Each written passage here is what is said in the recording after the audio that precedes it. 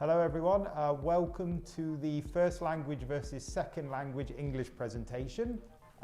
The aim of the presentation today is to give you some details about the major differences between first and second language English, and also to answer any common questions we have about the topic. Okay, so I'm not going to go into full detail about how the exam works specifically, but I will share these slides online, so please feel free to take a look and you can ask me any questions if you would like any further details. But the main idea I want to talk about today are the advantages and disadvantages of first and second language English. So first, let's look at the advantages of first language English. So it prepares you to study abroad. It allows students to push themselves, especially those with high fluency. You may not need to complete IELTS, but that depends on the university and the country.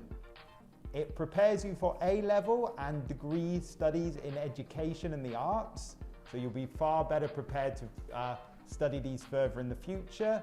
And it also improves your ability to analyse and infer and respond.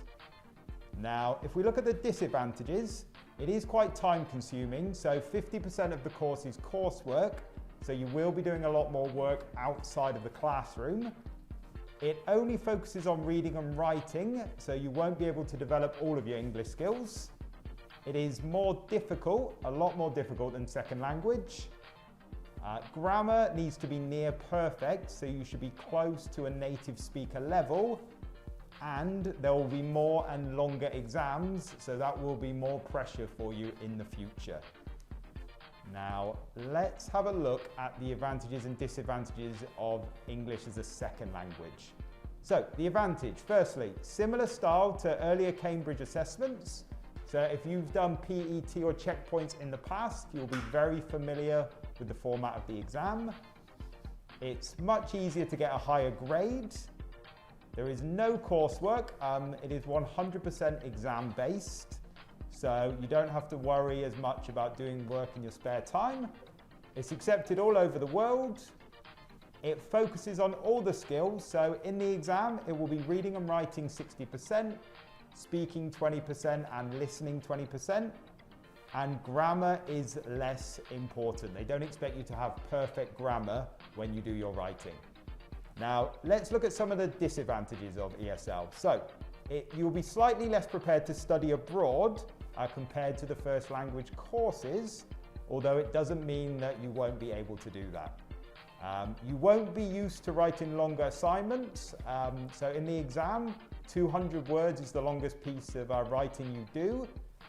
And you may still need to take IELTS for further study as well. Now, let's look at the three main factors. When we select the students at the end of year 9, these are the things we look at. So one of them is your end of year reports. We will look at your grades from term 1, 2 and 3.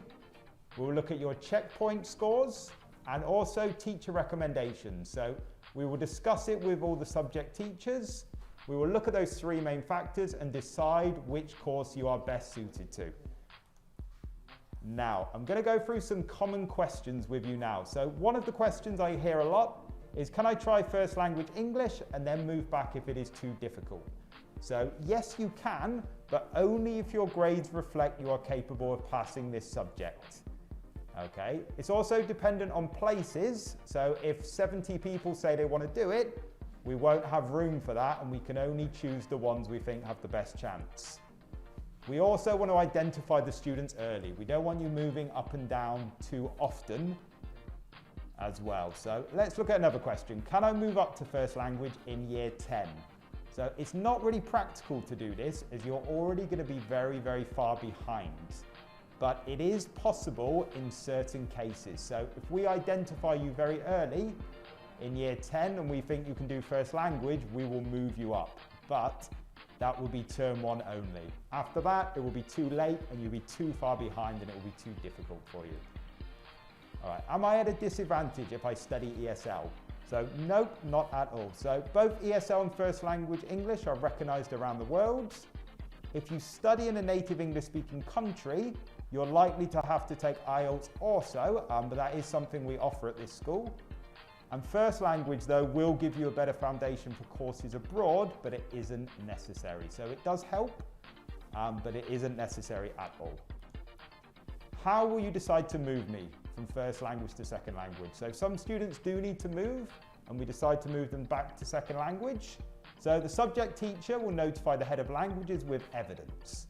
So if you are working below a B, okay, the subject teacher might be concerned and want to move you. So the head of languages will take this evidence and discuss it with SLT, and they will make a final decision. If it is clear you're better suited to ESL and have a better chance of scoring highly, we will then move you to that class. What if I fail my IGCSE English as a first language exam? So to lessen the pressure, all first language students will take the ESL second language exam in November. Now, unfortunately, this year we were unable to do that because of COVID, but that is the usual rule. If you score lower than a B in ESL, it's very unlikely you're going to pass first language, and you may be asked to move classes. The students who do pass this, if you get a B and above, will then feel more relaxed, and when you take your first language exam, you will have a lot less pressure. All right, so our overall goal is we want to match you with the course that gives you the best chance of success. So we will monitor you throughout the course, and we ensure you are in the class that allows you to achieve highly in English. We want you to get as high a score as possible in this subject, and if you are in first language and it's too difficult, we will then move you to second language, as you've got a lot better chance of getting an A or an A star for that. Now, I hope that answers all the questions. If you do have any further questions, you can see my email. Please feel free to contact me, and I will be able to provide you with further information. Thank you very much.